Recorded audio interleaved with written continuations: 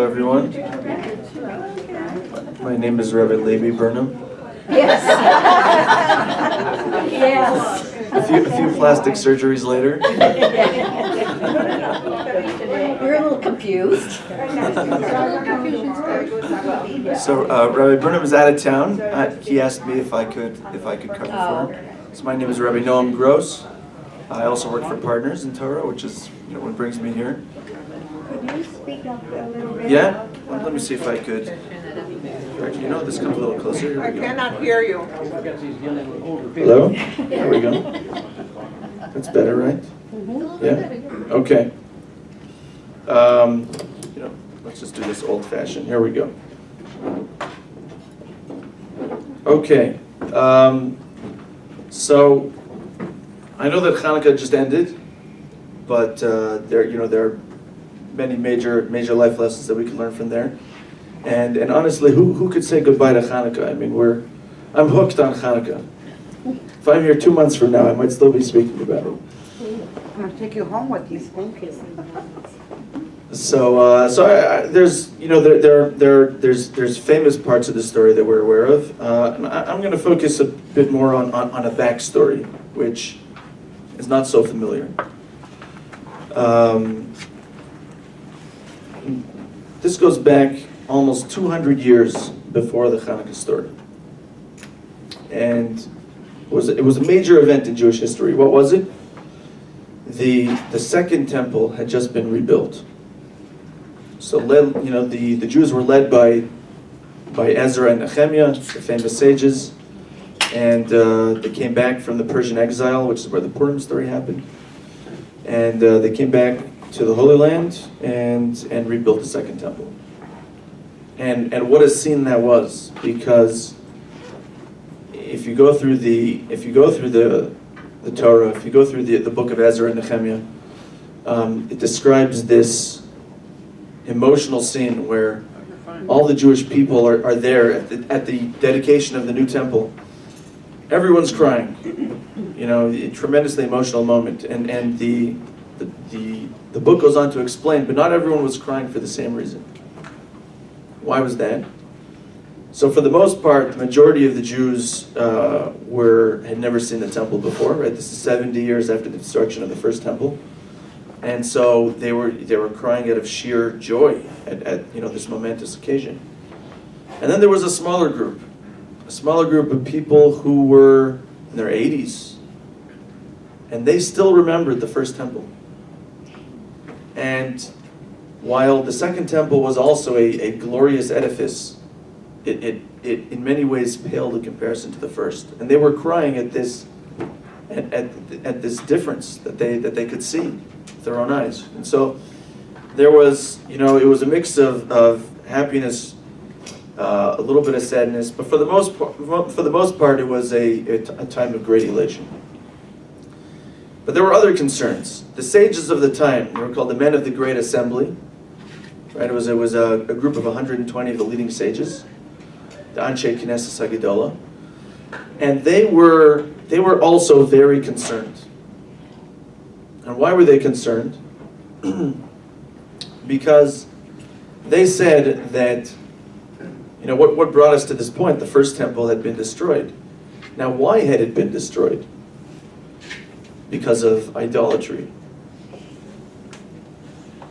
The Jewish people in the good old days, it was an ongoing struggle. You read through the Torah, there was an ebb and flow of times when the Jewish people were more loyal to God, and times when they kind of drifted towards idol worship. And the Jewish people and the sages were very nervous. They said, "Who's to say it's not going to happen again?" Right? Been here, done that. Right? We lost the first temple because of that. Who's to say that the second temple would not be destroyed? Now, before I get into this story, it is important to understand, the Jewish understanding of history, and that is that there's no question that there were powers that existed in the old days that don't exist anymore. Idol worship wasn't just take out your wooden statue and do a rain dance, and boy did that make me feel good. There was a real power to it. There were things that were around there were powers that people were able to tap into that really did something.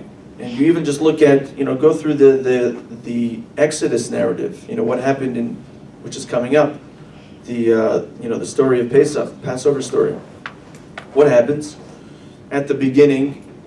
Moses and Aaron, Moshe and Aaron, go to Paro, and they're doing these signs, turning their staffs into snakes, and the first plague they turn the water into blood, and each time Paro turns to his sorcerers, his necromancers, and he says, okay, show them what you can do. They did the same thing, and Paro laughed at the beginning.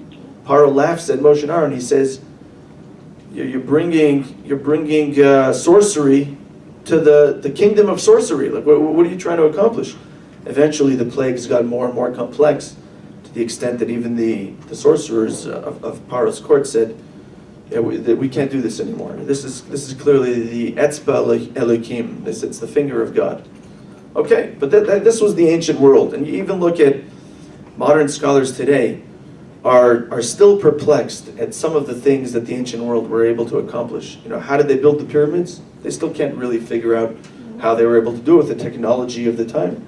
Right? Go to the Western Wall. The Western Wall. If you go to the Western Wall tunnels, underneath what is now the street, you'll find big blocks of stone in the Western Wall. They have no explanation. They say this thing weighs. There's one enormous block. I think the biggest one that they've found so far weighs like the same weight as like a Boeing 747 or something. They're like, how did they get this here? Don't know. We don't know. So when we're talking about the ancient world, it was very different than what the world we now know. And part of that is what I'm about to discuss. And that is as follows. So what did we say? We said the sages were concerned. Idolatry wiped out the first temple. We're nervous about the second temple. So what did they do? They had just built the second temple. It was clearly a time of an Eis Ratzon. It was a time of great favor. That the favor that God is showering on the Jewish people. And so the men of the Great Assembly beseeched God. They begged him. They said, God, why did you give us this inclination, this power to idolatry, so that we would avoid it and receive reward for it? You know what? It's just not working for us. They said, Lo hein v'lo scharan. They said, you know what? At this point, we'd rather forego the reward and just take it away, please. And so God granted their request. He said, okay. If that's what you want, then so be it. And the Talmud describes the scene. It's unclear, whether this is allegory or something that actually happened, but it says that this lion of fire kind of jumped out of the Holy of Holies, which represented this fiery inclination towards idol worship, and the sages locked him up, and they said. And so the prophets who were there at the time said, yeah, this is the evil inclination for idol worship. God handed him over to us. It is no longer. And just tangentially, again, they saw that, this is a bit of a side point, but once around the story, they saw that, again, this is a time of tremendous favors. They said, you know what? Let's go to the next thing on the list. Let's beg God to take away the evil inclination of sexual immorality. That's always been a problem. Let's get rid of two birds with one stone. So the leading prophet said, no, you don't want to do that, because you'll see that would lead to just the end of mankind. You'll see. So they said, okay, let's see. So they begged God, please take it away for a 3-day period. So he took it away for a 3-day period, and it says that over the 3 days they couldn't find an egg in the entire land, because chickens didn't lay eggs anymore. Once you take away the biological inclination to procreate, well then, chickens aren't laying their eggs anymore. A lot of other things aren't happening. So they said clearly, you know what,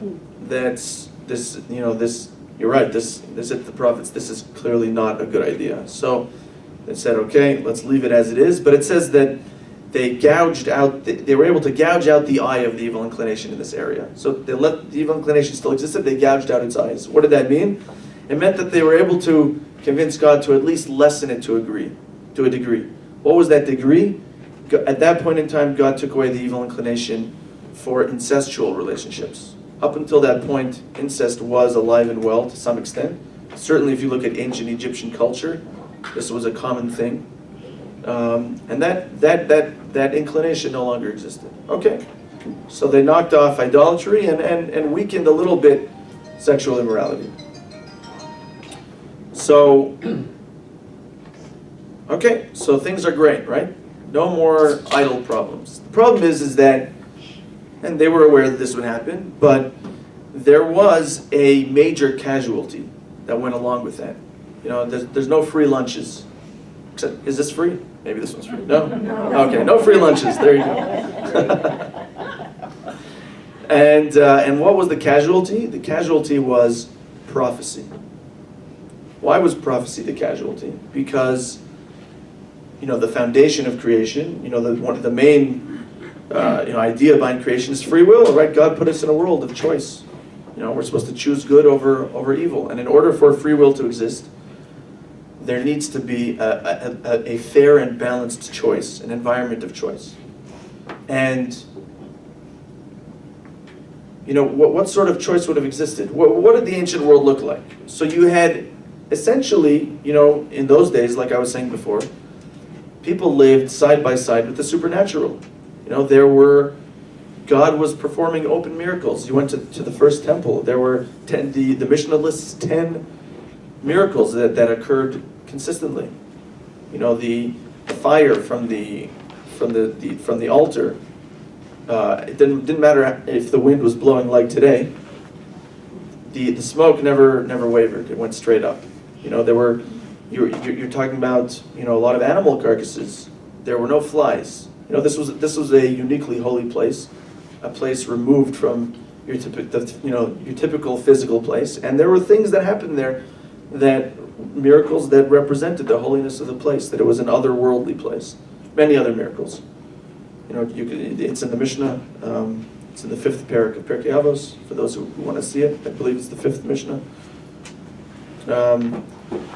And so there were open miracles. You go through the prophets and read the miracles that God performed through them. He communicated to us directly through the prophets, right? This was the life that we lived. And like I said, on the other hand, you had idols which had some sort of power. There was such a thing as doing some sort of rain dance that brought rain when you needed it, and that was the challenge of the time.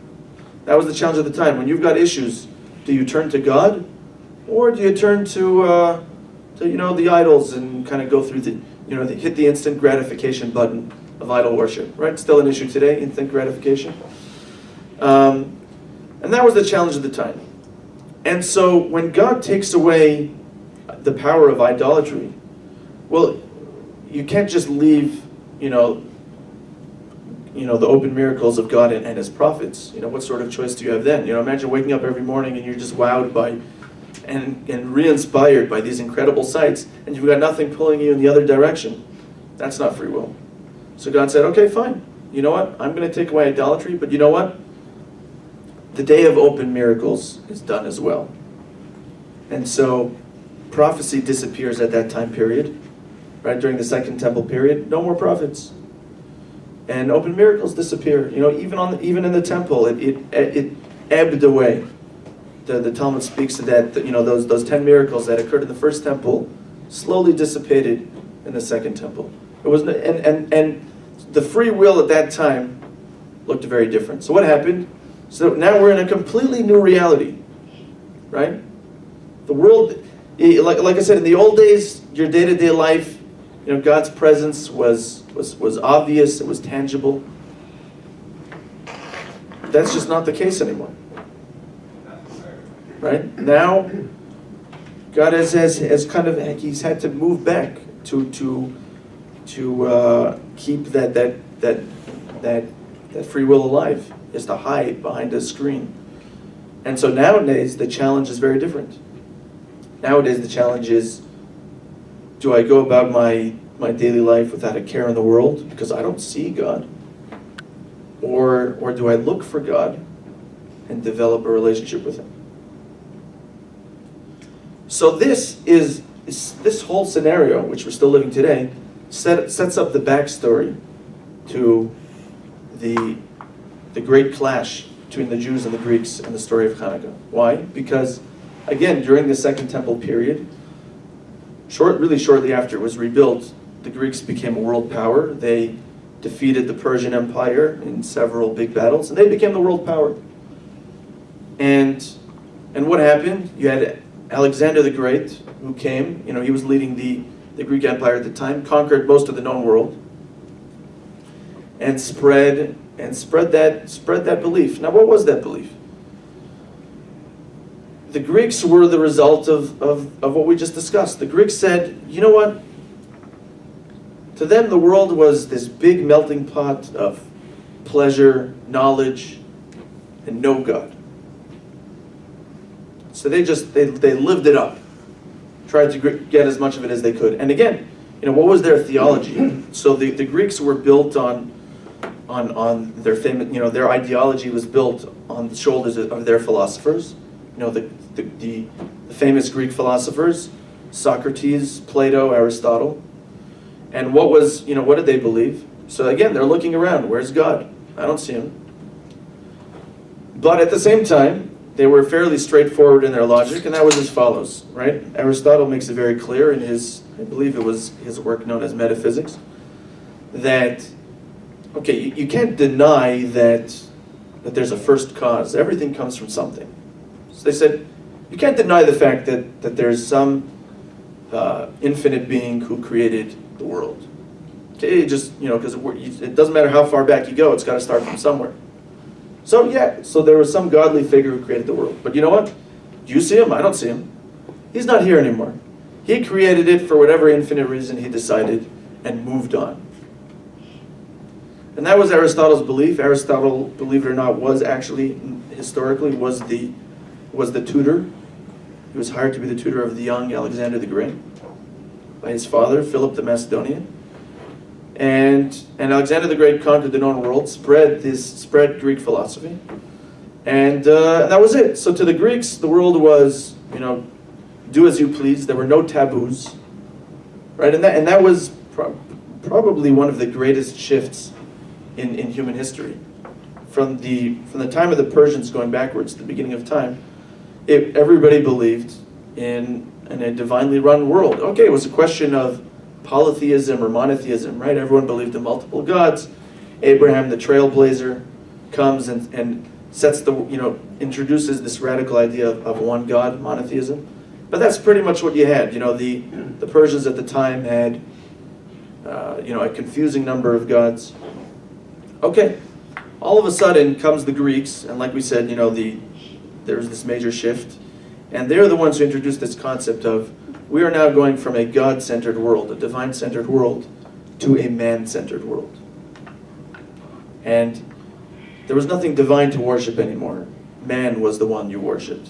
And this, I was always very confused as a kid going to museums. I literally still remember the confusion. I'm walking around, there's all these statues everywhere.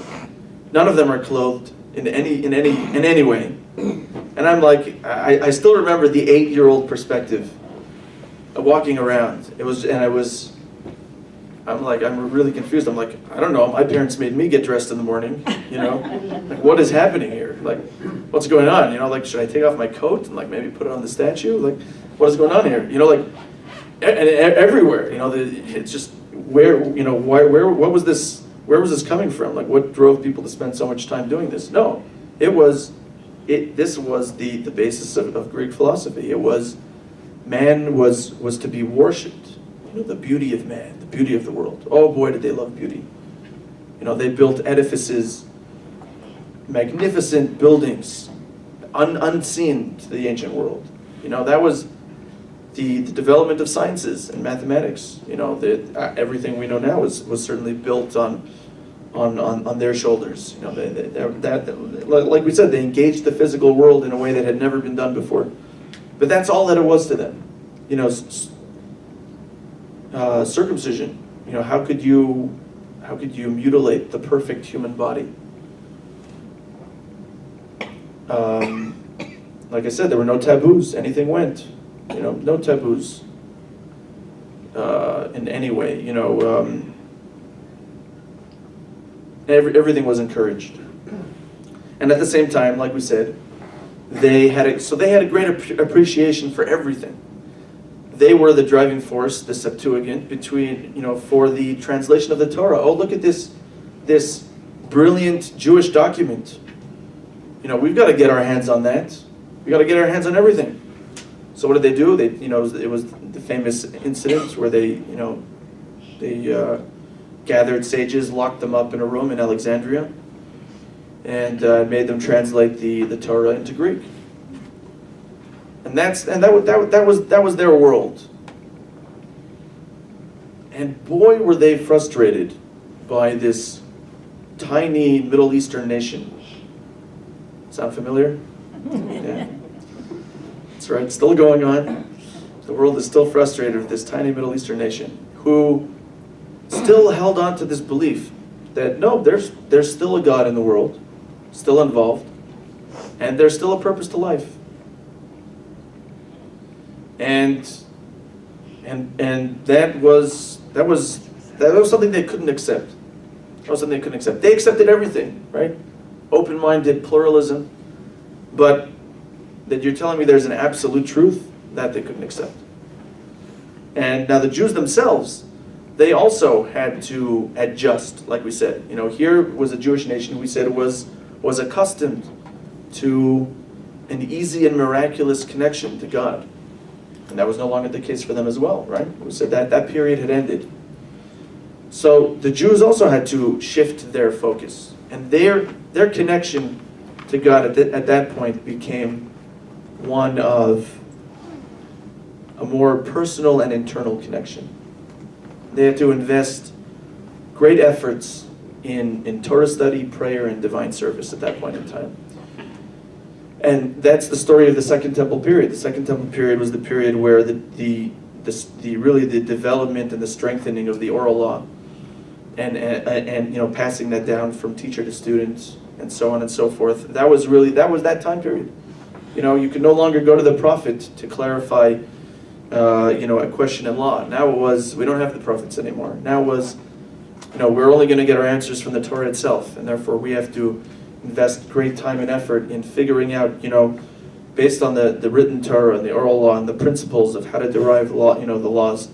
Now we've got to invest great time, incredible time and efforts in deciphering that. And it's no longer going to be handed to us on a platter by the prophets. And so that was the Jewish approach. That was the Jewish approach at that time. And like we said, they held on stronger than ever to their beliefs. They doubled their efforts in their connection to God, and that was incredibly frustrating for the Greek people, for the Greek nation. So that led to the Chanukah clash. The Greeks were. It's almost like. This happens. It's amazing how history repeats itself over and over and over and over again. Here's a theme you want to hit throughout history. Ready for this? New guy comes on the block with his great ideas, is sure that he can convince this very, very brilliant tribe known as the Jews of his new ideas, comes in with flowers and offerings and gestures, sure that he will win them over with this new idea. Lo and behold, they don't go for it, and then boy does he get mad, right? So you could call that Obama foreign policy, for those who've been following the past 8 years, right? As we know how it ended just a few last week. You could call that Muhammad's approach to the Jews. At the beginning of the Quran, he was very open and made a lot of gestures towards the Jewish people. When he saw that they were not running in droves to Islam, he got very upset, and there is some very intensely written passages, full of hatred towards the Jews. Go back to Martin Luther, in his movement hundreds of years ago. Same story. He was sure that he would get the Jews on the bandwagon. That didn't happen. And then he was not, from that point on, he was not a big fan of the Jews. So that has happened, continues to happen.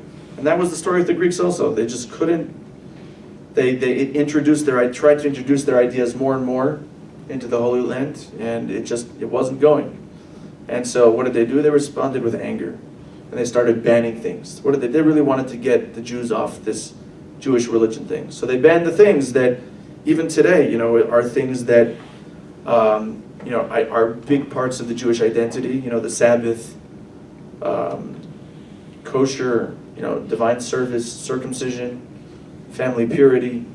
These are things that they outlawed, or tried to outlaw. Of course, the Jews were resisting, and doing it secretly, whatever ways they could. And so the Greeks were getting more and more frustrated, and finally it culminated with them defiling the temple. They made breaches in the temple walls just to make a statement. They took some of the temple vessels, they moved some of them around, tried to show that nothing really matters. Because like we said, to the Greeks, nothing really mattered, right? Anything goes. And that wasn't enough. They saw that the Jews were still being stubborn and holding on to their relationship with God and His Torah. And so they took it a step further. What did they do? They set up idols and altars all over the Holy Land, in city centers, and they started sacrificing pigs on the altars, because they knew, the pig thing doesn't go. And that wasn't enough. So what they did was, now they wanted to start getting the Jews themselves to sacrifice the pig on the altar to a statue of Zeus.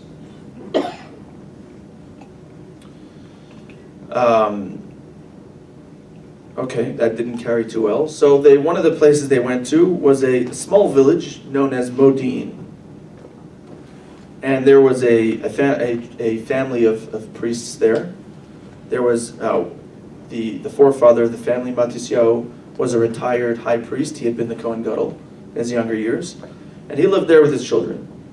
And so the Greeks gathered everybody to the city center, to the town square of Modi'in. And they set up the altar and they put the pig there. And they said, okay, one of you Jews is going to sacrifice this pig on the altar, otherwise we're going to kill all of you. So no one is stepping forward. Finally, they're taking out their swords. They're like, this is going to happen. Like, this is going to go down right here, right now, if somebody doesn't come forward. So finally, someone came forward and said, yeah, I'm going to do it. And he was about to do it, and to this family, the Chashmonaim, the Hasmoneans, they were so outraged and incensed at what they were seeing that they literally could not take it.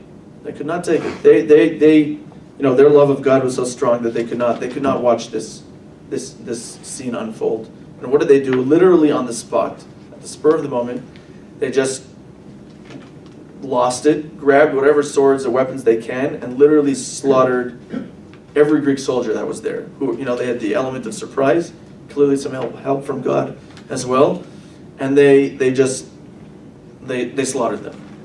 And then what happened?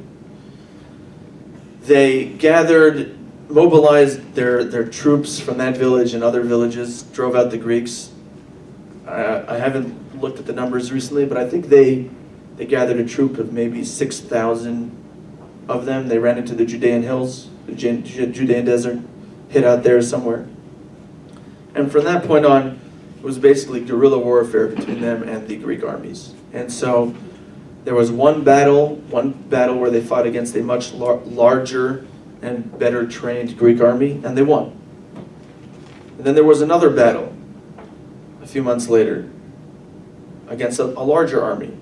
And again, they won.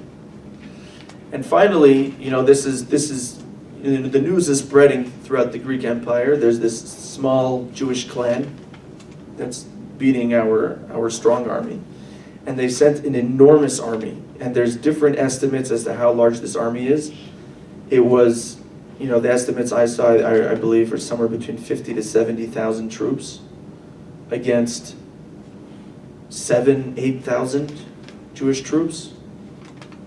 And it was a battle called the Battle of Emmaus. It took place in an ancient city called Emmaus. And they won, and the Jews won. Now, what physically happened on the ground? Divide and conquer. They managed to confuse them and split them up into smaller groups, and that's how they destroyed the army. But it was miraculous. To the Jews, that was miraculous. And really, in the bigger scheme of things, that was really the miracle of Chanukah. The miracle of Chanukah was that God took these, a small group of Jews with arthritis and some rusty tools, and they defeated this enormous, well-trained Greek army. I mean, it is literally nothing short of miraculous. And so what happened? The Jews went back to the temple and rededicated the temple, set it up again, and now one part of the daily service is lighting the menorah, and all they had was they found one tiny jug of oil, which was enough to last one day. And that was a problem, because it would take 8 days for them to get enough oil and crush it and everything and purify it to have oil for the next lighting. So in the meantime, you have enough oil to light for one day, and then unfortunately for the next 7 days, clearly we will not have anything to light until 8 days from now we will have a fresh new batch. What do? They light the candle, and lo and behold, it burns, and it burns, and it burns, and it keeps burning. For 8 days it keeps burning, until they have a fresh new batch that they can light with. And the significance of that is enormous. Why? Because like I said before, we were now living in an era for already about 200 years of no more open miracles. Right? That time has passed. Right? No more idol power, no more open miracles. That time has passed. And in this one instance, one of the rare, very rare few instances after that point of time, did God say, no, what you guys did for me out of love for me, now I'm going to reciprocate and show you tremendous love. And here, you lit those candles, they're going to burn for 8 days. And part of the reason that happened, the Torah commentators explain, was God was also giving another message, and he was saying that, in case you thought that the wars you just won could be explained naturally, it wasn't natural. And I'm doing an open miracle for you now, for you to always remember that just as miraculous as this was that was just as miraculous. And a comparable situation to that, for those who remember, I don't remember, I wasn't there, was the 1967 war. The 1967 war, if you go through it, it was the same way. We were basically in a situation surrounded by all Arab nations that all ganged up against us. Part of the reason why the government of the State of Israel refuses to go back to the 1967 lines is because they say that they are indefensible. And they are indefensible. You have this little slab of land. How are you going to defend that? And it was indefensible. And we won by literally miraculous fashion. So miraculous that there was a tremendous, almost like religious fervor and wave that gripped the State of Israel at that point of time, because at the beginning there was no other way of explaining it, And so, as a matter of fact, one of the incidents that happened was that there was a shortage of tefillin. There was such a demand. People who did not have their own pair suddenly wanted their own pair to start wearing, that there was just not enough. It takes time for tefillin to be made. Not a huge amount of time, but it takes time, 8 days. right? I don't know if it's really 8 days, but it's, and they and that was the situation. And then of course time goes on, and then you're like, well, was that really a miracle? And then the military commanders come and say, oh yes, we won because of this and because of that, and then obviously that fervor kind of dies.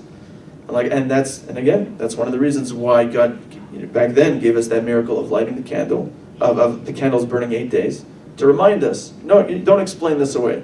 This was a miracle, face it. Remember it, light every year to remember the miracle that happened here. And that was it. That was the clash between the Greeks and the Jews. We won back our kingdom for a while. And it was all centered on this point. It was all centered on this point of, what do you do now in a natural looking world? What does the world mean to you now? Like we said, to the Greeks, the world meant nothing. Do whatever you want. Who cares? Enjoy it. Right? What's the line? It's what is it? Drink and be merry. Right? Eat, drink, and be merry. Eat, drink, and be merry, for Tomorrow you will die. tomorrow you will die. Exactly. That was, there you go. It started with the Greeks, and the Jews. To the Jews, it was a different reality, and it was a challenge, and they took the challenge. They said, "Listen, like we said, this is what we asked for. We wanted a world without all these powers, and so this is what we got, and we're going to make the best of it. So we're going to invest our efforts in Torah, prayer, and coming close to God even when He's in hiding." And so that's, to this day, that is really, the greater lesson, certainly in terms of the backstory of Chanukah. That lesson is still, that backstory is still playing on today. That God is, He's hiding behind the door now.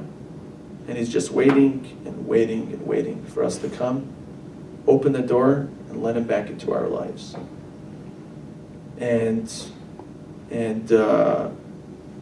for every person that looks different. Every person has their own way, their own personality, their own way of, their own starting point of developing that, their own personal and unique connection to God. So for some people it might, for someone it might be lighting Shabbos candles. That creates that connection. For another person, it might be, speaking to God a few minutes every day in His own words. For another person, it's Torah learning. Each person has their connecting point. That starts them off on their journey of developing that deep personal connection to God. And so, and God He's there and He's waiting. He's just waiting for us to come and find Him. And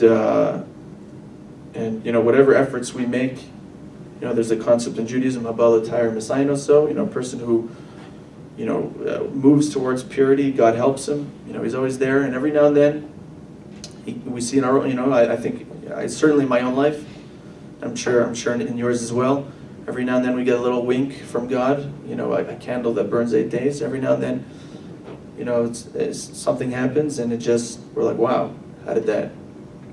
That was God guiding me. That was God making this whole thing happen. And He's there trying to help us along, and He's waiting for us. He's waiting for us, eagerly waiting for us to reach out and find Him in the darkness, and experience that joy of being reunited with Him once again in this dark and sometimes confusing world. That's the lesson of Chanukah, and it's a lesson which, like I said, is with us all year round. And this is the time of year to remember that He's always there. He wants to have that deep personal relationship with us. He wants us to reach out to Him, and He's there to help us. And He reminds us every now and then that that's the case. And that's our job. Our job is to develop it. Develop that connection, and bring Him back into our lives, and keep living, the life of purpose that we stubbornly told the Greeks that exists, and to keep living that purposeful life, becoming the greatest people we can, keep living the Jewish dream, and thank you for coming. And I didn't mention it before, but the weather outside is very inhospitable, and still you all made it out here, and I appreciate it, and thank you so much for coming, and have a great week. Thank you. Thank you.